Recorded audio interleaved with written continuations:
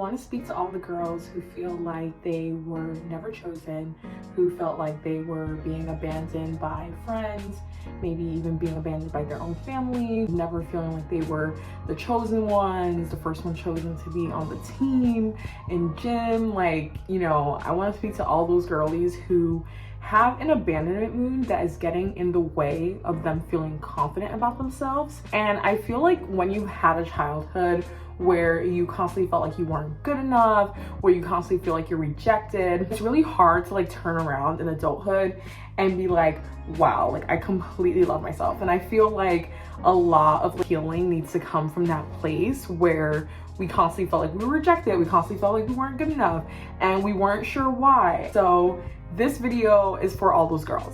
Hi, my name is Delphine, if you don't know me yet, and I just want to create a safe place for all the girls to heal and to navigate their 20s. So let's go. Today we're going to be talking about how to feel confident when you've never felt like you were chosen. So I recently saw a TikTok that really inspired me, and it was about shadow work.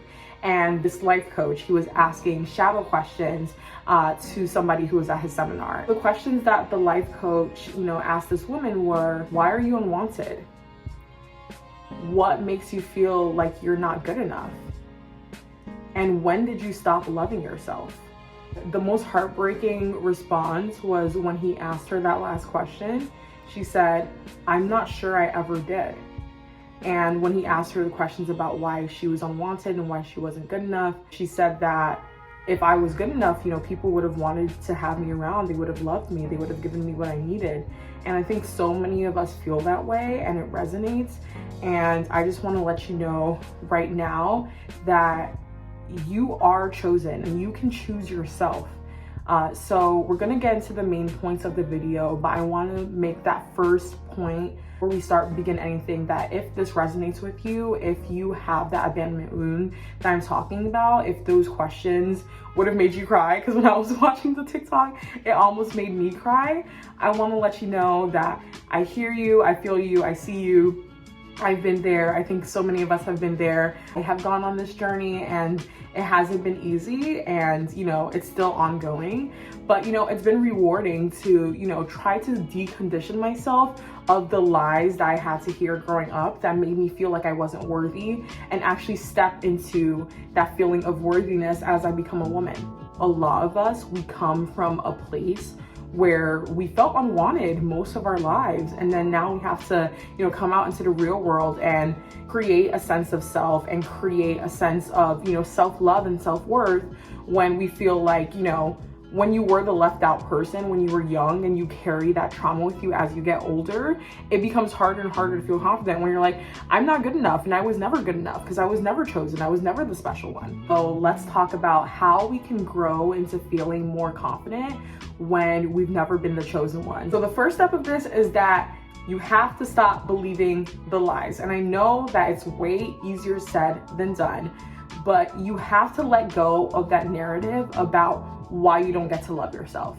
You have to let go of the narrative that were given to you by people who were broken themselves and who took it upon themselves to break other people. The narrative you have about why you're not chosen, why you're not perfect, why you're not worthy of being loved, why you're not accepted, why you always feel left out, is literally ruining your life. You are letting the words of broken people who don't love themselves let you decide how you feel about yourself and whether or not you love yourself. You are letting other people's misery be your own misery when you take that narrative that was told to you once upon a time when you were 5 years old or 10 years old or 13 years old, and you were left out by somebody or rejected by somebody, and it made you feel as if you were less than. And rather than thinking in the time that that meant something about them, for some reason, you decide to create a narrative about why you're unlovable, why you're undeserving, why you're not worthy. And that narrative you've carried until now, and it's a burden that is stopping you from being your most confident self. You have to let go of those old narratives that told you that you weren't worth loving and create a new narrative about how you are always seen, about how you're always loved, about how you're the main character of your life. how you're going to be chosen every single day from now on, because you are the one doing the choosing. And we're going to get to this in the next point. But you have to let go of that narrative and create a new one where you get to win and you get to be seen. You have to make a commitment to yourself that you are going to love yourself and choose yourself every single day. And you have to protect yourself from the monsters who told you that you weren't worth loving. The second tip is to start choosing yourself unconditionally. So this goes hand in hand with rewriting the old narrative, but I think the narrative is more specific. What exactly is it that people told you? Did they tell you that you were fat, or that you were ugly, or that you weren't smart enough, or that you weren't pretty enough? Like whatever it was, you let go of that narrative and you say all of that is BS and it doesn't matter. I get to be the main character of my life no matter what. And then this next step is about choosing yourself. I think so many times we believe that old narrative and it leads to us literally abandoning ourselves and rejecting ourselves, because every single time you repeat to yourself something that somebody bullied you with or made you feel less than with, you are letting that person win. You're not choosing yourself. You're abandoning yourself because they're not there anymore to do the bullying. So who's the one who's maintaining this low sense of self-worth? It's you. You have to choose yourself. The reason that you feel so left out and so rejected is because once upon a time, somebody rejected you. And rather than thinking that it's about them, you created a narrative that it was about you, that you did something wrong and there's something about you that makes you deficient, something about you that makes you prone to being rejected, not knowing that that's a lie. I'm gonna let you in on a little secret about life and the way that people do things is that it's never about you. The way people act is about their own biases, their own narrow-mindedness, their own insecurities. So even though you might be the recipient of their actions, unfortunately, it doesn't mean that there's something inherently wrong with you. It means that there's something wrong with them that they weren't able to process and they had to put it on you. And rather than taking their BS and making it about you, internalizing that negative narrative or internalizing that rejection, you need to be willing to say, you know what? All of this is a lie and I don't deserve this, and I'm choosing myself from now on, because it's not just because somebody else rejected me that I have to reject myself.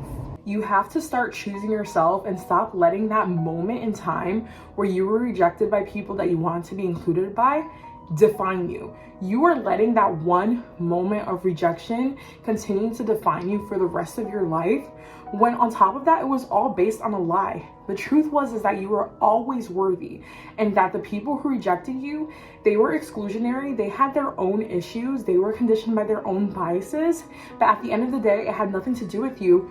Because did they even know you like that? Like, did they even know your heart? And were they even in a place themselves to give you the kind of love and acceptance that you deserve? The answer is most likely not, because then they wouldn't have hurt you the way that they did in the first place.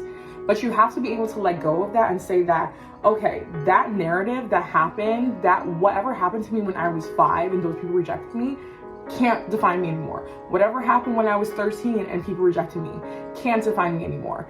You have to let go of that and start choosing yourself and stop rejecting yourself, basing it off of this fake story. The third tip that I have for changing your mindset is that you really have to dig in deep and realize that the way that you're defining yourself is actually attracting more rejection to you. Let me explain. If you follow the law of attraction or law of assumption, then you know that we don't just attract what we think, we attract who we are. And if your identity is somebody who is rejected, somebody who's never chosen, somebody who always feels left out and is never included, then that abandonment wound is literally reflecting itself in your life, and you are attracting more experiences and more people to you who are going to reject you and not make you feel loved. There are billions of people in this world. There is absolutely no way that you are not the dream friend that somebody has always wanted, or you're not the dream partner that somebody has always wanted, or you're not the mentor that somebody wants to learn from. You're not the person who's going to inspire somebody else. There's absolutely no way. So why do you keep running into people and situations over and over again that are making you feel those same feelings of dejectedness and worthlessness and feeling left out and not feeling like you're part of the group? It's because your identity is literally shaping your life and attracting these people who have these issues, because it's just reflecting the way that you are. It's reflecting that mindset that you have about yourself.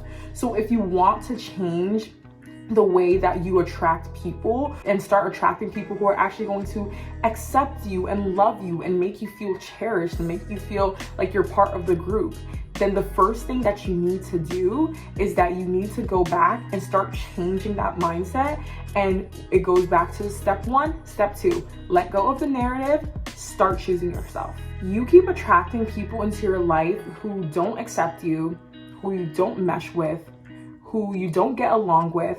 And that's because you keep rejecting yourself. You already feel left out, and that's what you're attracting into your experience. But once you start truly pouring into yourself and loving yourself, you're going to start attracting the people that you just click with and attracting the best of friends. You're going to attract great conversations. You're going to attract people who actually start making you feel confident and worthy and loved and cherished and like you matter in your spaces. And I can speak from experience that I had to go through my self-love journey, and before that, I would only attract people and situations who would make me feel rejected, unwanted, like I'm not good enough.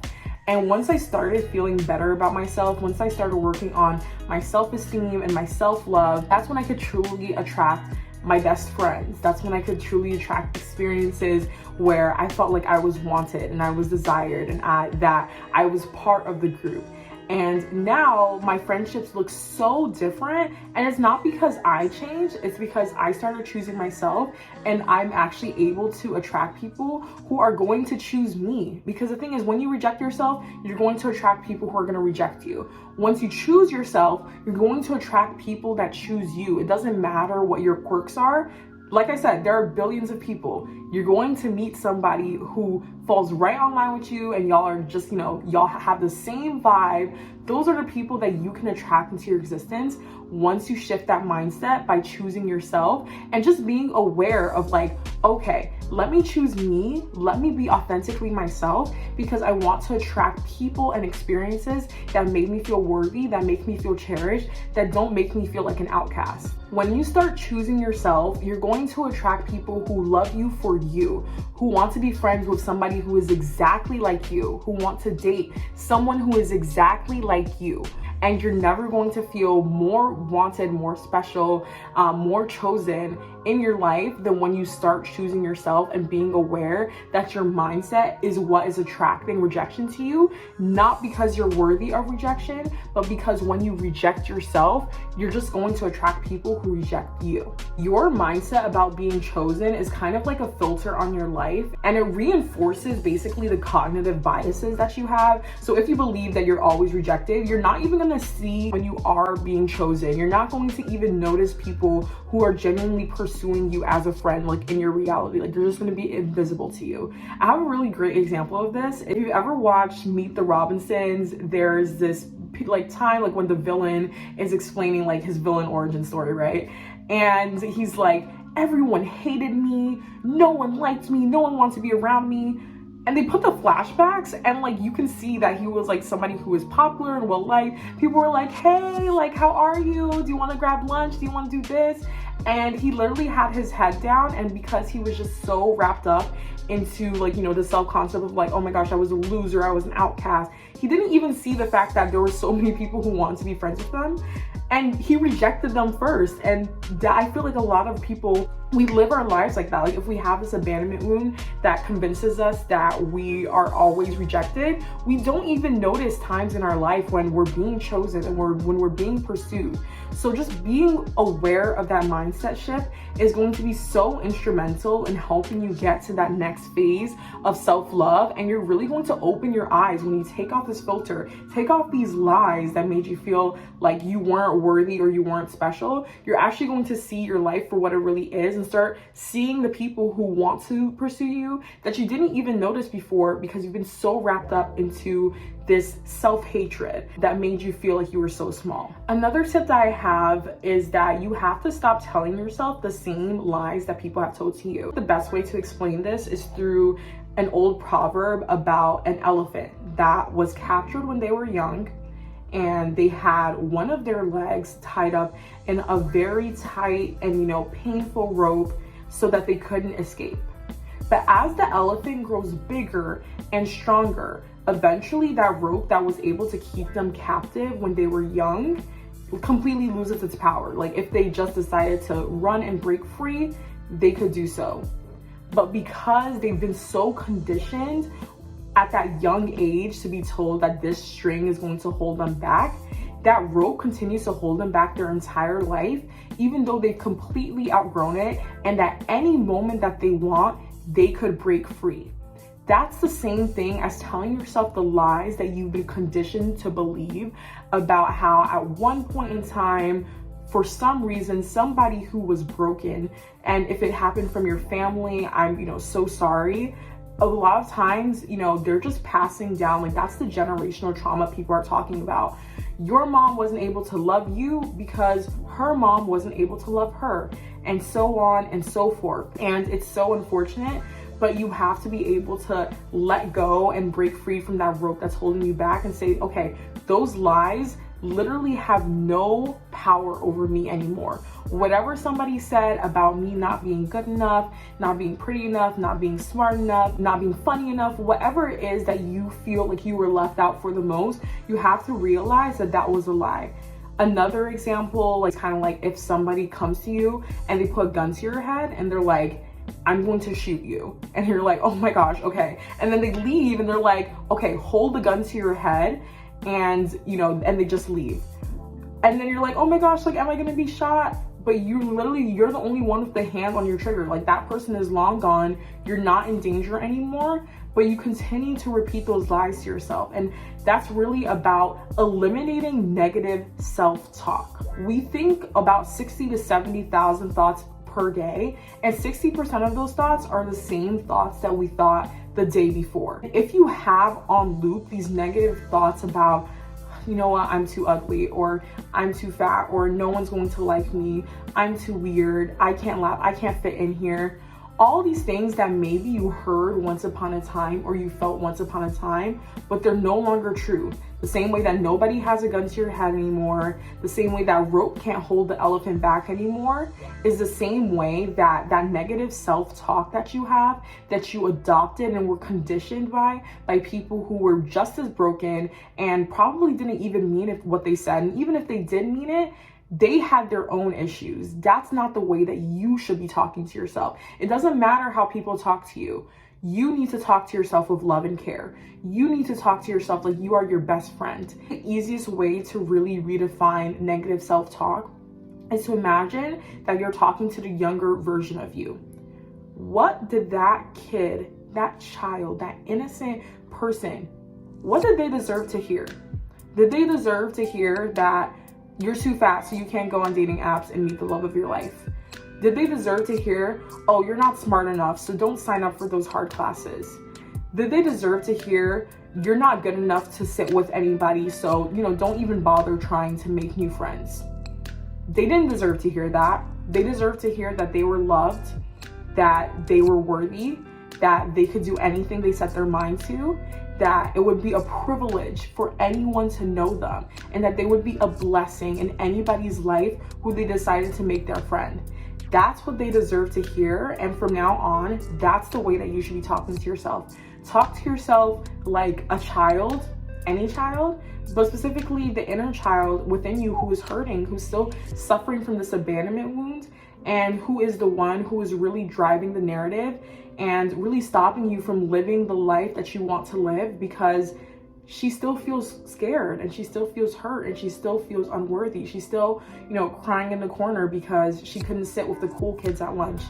All those things, all those feelings that you felt inside at that time, give yourself the encouraging words that you wish that you heard, and stop believing the lies that people told you, and start replacing those lies, start replacing that negative self-talk that you took from other people, and start replacing it with the truth about who you are, and with loving words about who you are and what you deserve. My final tip is that you need to start living the life that you want, because it's so much easier to have confidence when you're living a life that actually looks like the one you want to live. So I would say challenge yourself to do one thing today. If there's anything you take away from this video, it should be this. Do one thing today that is going to bring you closer to the person that you want to be. Because part of choosing yourself is choosing the direction that is in your life, rather than being a passive victim of what has happened to you and who has told you what.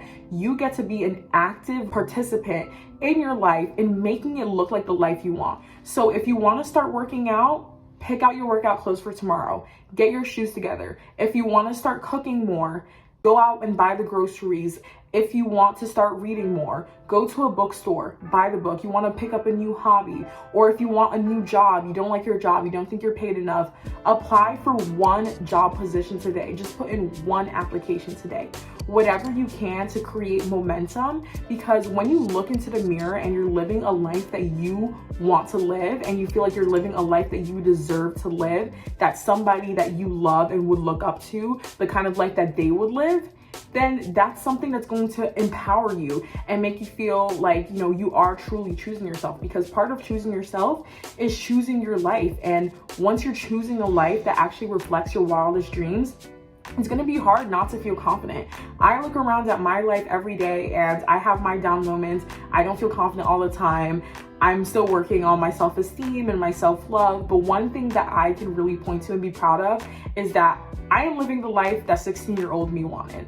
And you know, that makes me feel great. Like, you know, every day, that's something that I can hold on to and say, you know what? I am worthy. I put in the work. I chose myself. I believed in myself, and I created a life that looks like the one that I would have wanted, that younger me would have wanted. And I just could not be more grateful for that. So whatever you can to bring yourself closer, what would the 25-year-old version of you, 30-year-old version of you, 50-year-old version of you, what would they be proud of and look back and say, thank you to past me for making those decisions?